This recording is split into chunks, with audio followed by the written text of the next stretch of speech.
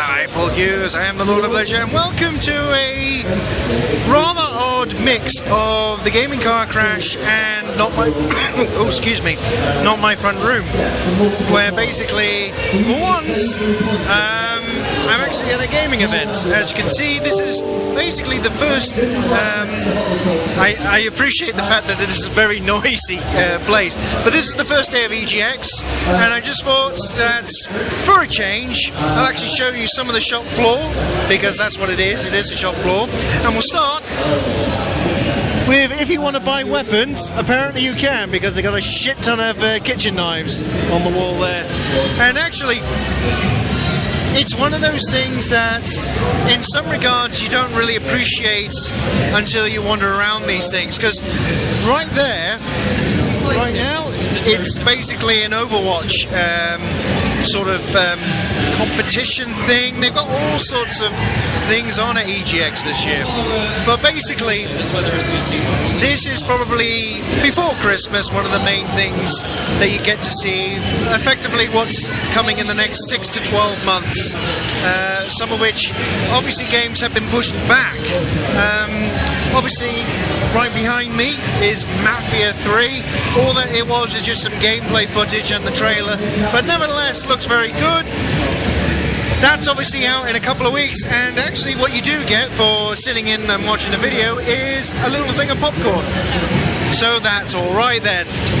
Next, we've got We Sing over here. Basically, think of this as SingStar, but just on Xbox and PS4.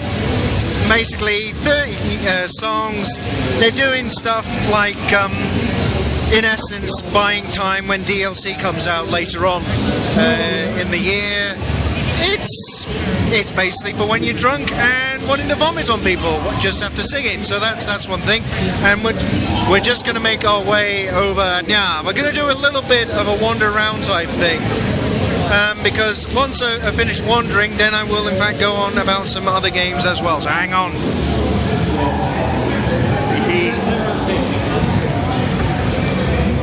There you go, there's basically, that's another competition area. The Yogscast people are there, and this is another game that I got to play today, Little Nightmares. Now, Little Nightmares is sort of a weird thing that came from, I have no idea whose head, but it kind of reminds you of Tim Burton.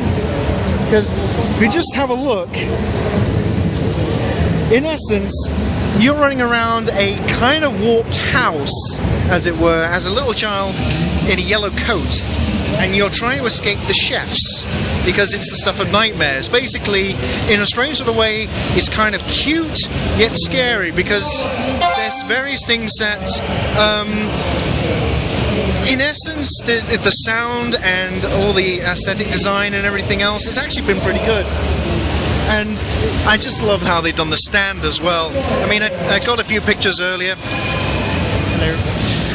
Got a few pictures earlier, in any case, especially it being stuck in the cage and so on. But all in all, Little Nightmares was very, very strange, and actually I'd be curious to see what happens with that. Oh, there you go.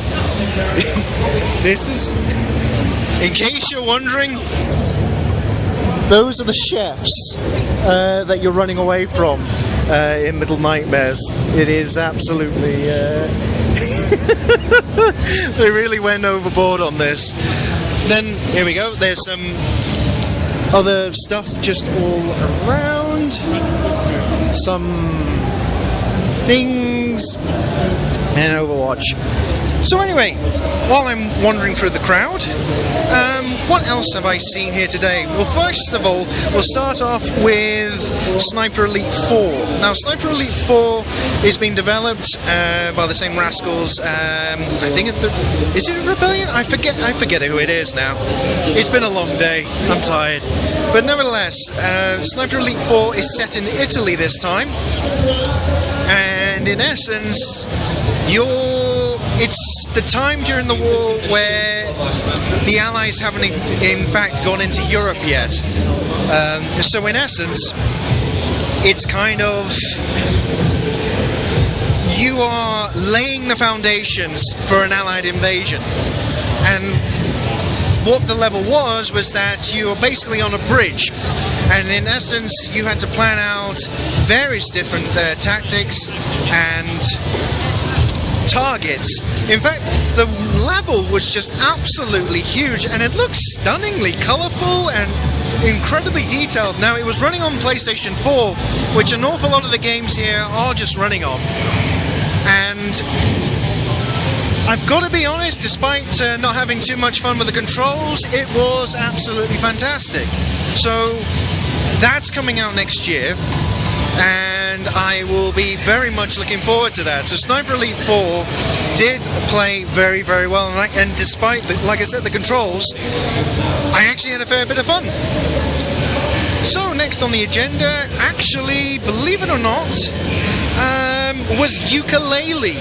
Now, Yooka-Laylee was kickstarted last year by the ex-employees of Rare, and actually talking to one of the developers, it was kind of interesting that apparently Microsoft didn't actually want the game. It was... Sorry, I'm just walking past some very bad music. In any case, so yeah, one of the developers was telling me that Microsoft didn't want the game or anything to do with the game.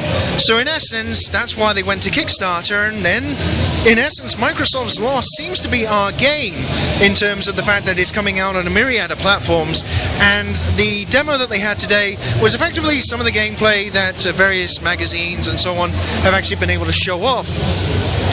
But in many respects, it is effectively Banjo-Kazooie. There's no way of getting past that. It really does play exactly the same.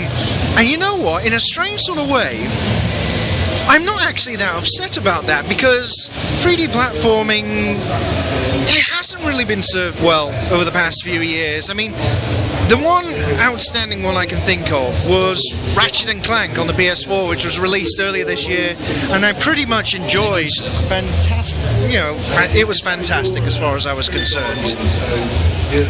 But all in all, it's not one of those genres that really gets well catered for these days.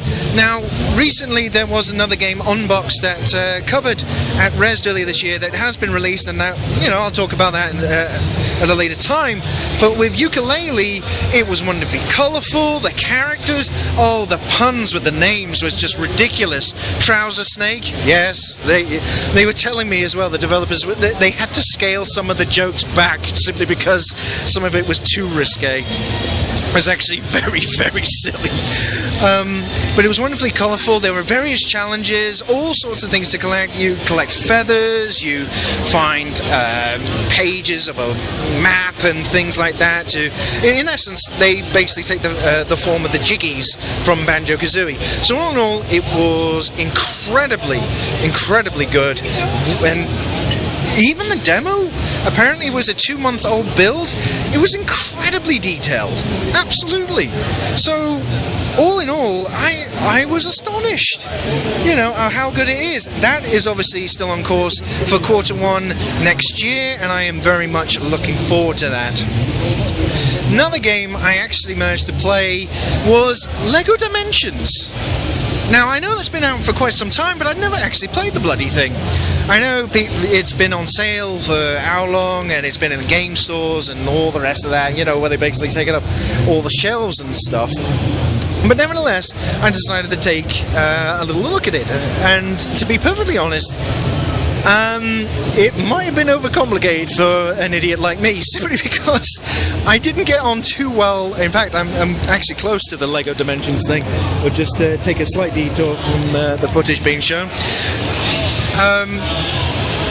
It might have been too complicated for me because of playing with the actual Lego set that comes with the thing, as well as obviously playing effectively the similar sort of gameplay that who are they? The TT games, I believe they were the ones that make all the Lego games. It was that, and therefore it was a little bit more of an interesting challenge.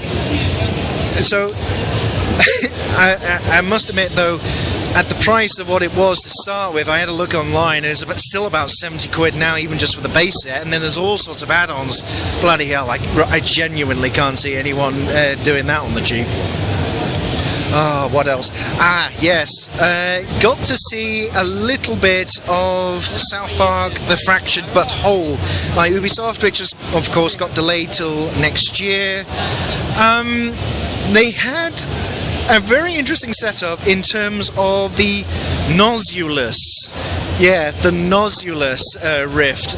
You see, the thing is, looking at the documentation, it said about South Park Rift experience, and I thought it was going to be VR and all the rest of that stuff, and I was so happy to be wrong. The Nosulus Rift basically emits farts. Yeah. It emits farts, basically in correspondence to gameplay, and it makes people cry. So, all in all, it's definitely unique, but they only had 2 units operational, so therefore the queue was ridiculous. So it's really only getting to see people play it themselves, but all in all, it's something I'm definitely looking forward to next year. Got to be fair. I mean, it's got the ridiculous humour, it's taken the piss out of the Marvel Universe and DC universes, everything else. It's just my bag, baby. It really is just my bag. What else? Oh yeah, playing various pinball games as well here at EGX. I love the retro section, where basically you have various amounts of old games and old systems that, long gone. It's nice to go there, kick back, relax, and so on. And yeah, pretty much that's in a strange sort of way, that's kind of been it. I mean, one day is not enough to go and do things. I mean, right now, here we go, Dishonored 2. That's on here, on PlayStation, but the likelihood of you actually getting in, the queues for some of these things are just ridiculous. I mean, have a look here, for example. That is the queue for Gran Turismo Sport. Oh, and Twitch are streaming live over there as well.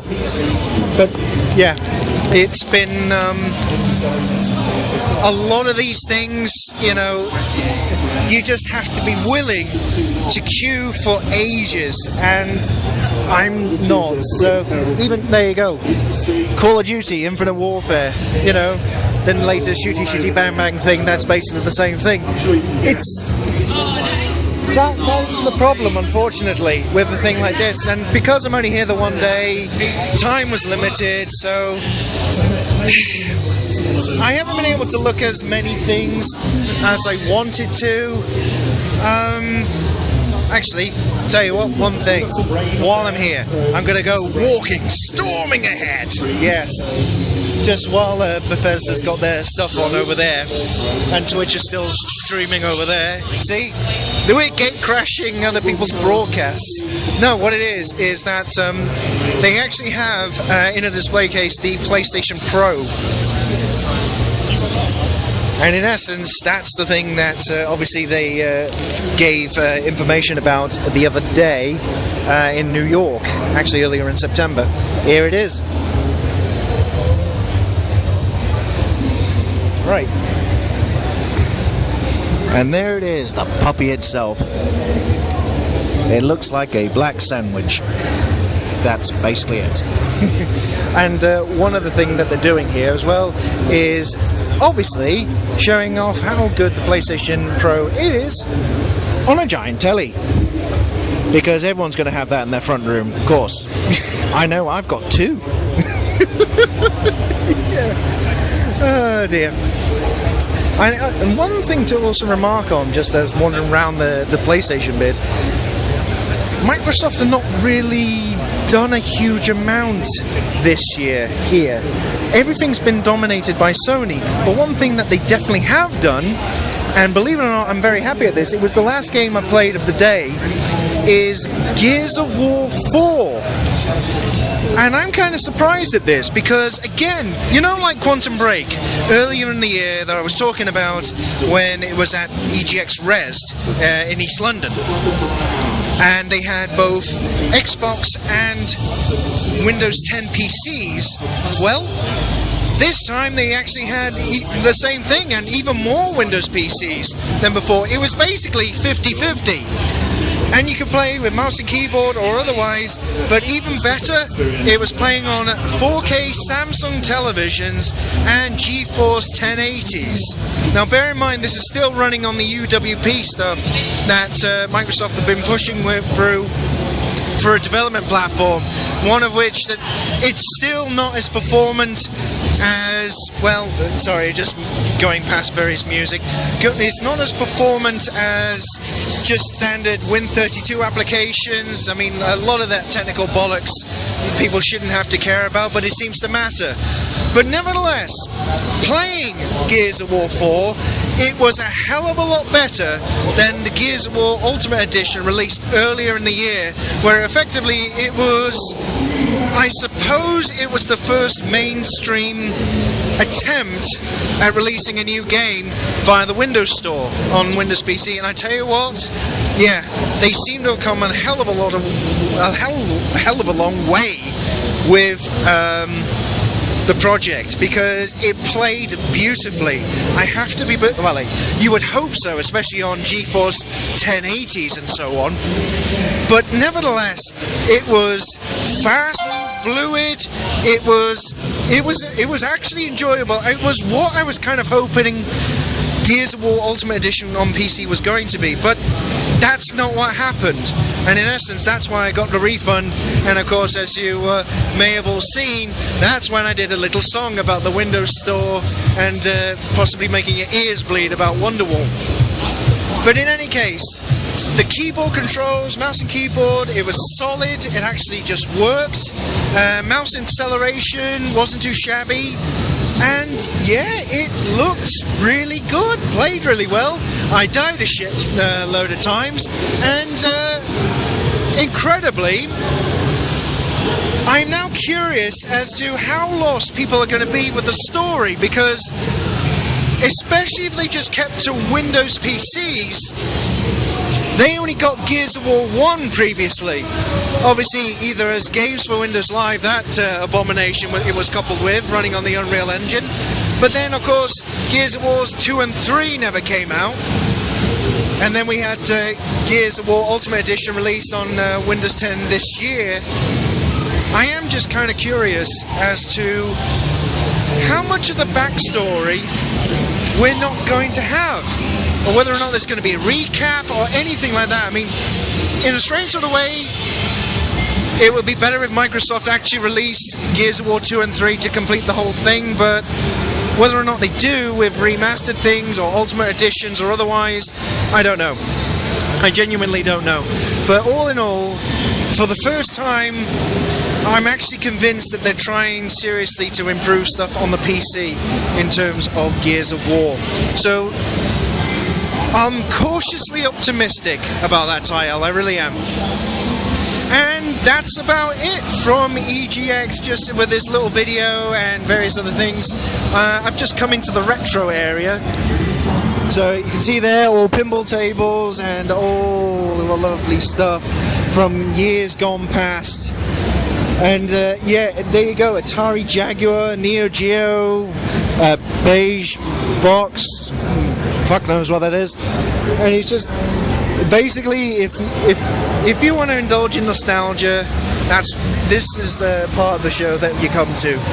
So, there you go. I've been wandering around talking for about 20 minutes. But anyway, that's going to be all from me at EGX. I will probably do a write-up as well in regards to some of the things that I enjoyed here and what have you. But nevertheless, campers, it's been actually a decent day. I've not really played that many games, but the ones I have, I've enjoyed. And to be perfectly frank, that's all I can ask for. So, until next time, campers, whenever I do another proper gaming car crash thing or otherwise, I basically say thank you to everyone who's been watching the shit that I've been putting on YouTube and all the rest of that stuff. And I will see you all again very, very, very soon. But until then, bye! I'm going to eat the popcorn now. Bye!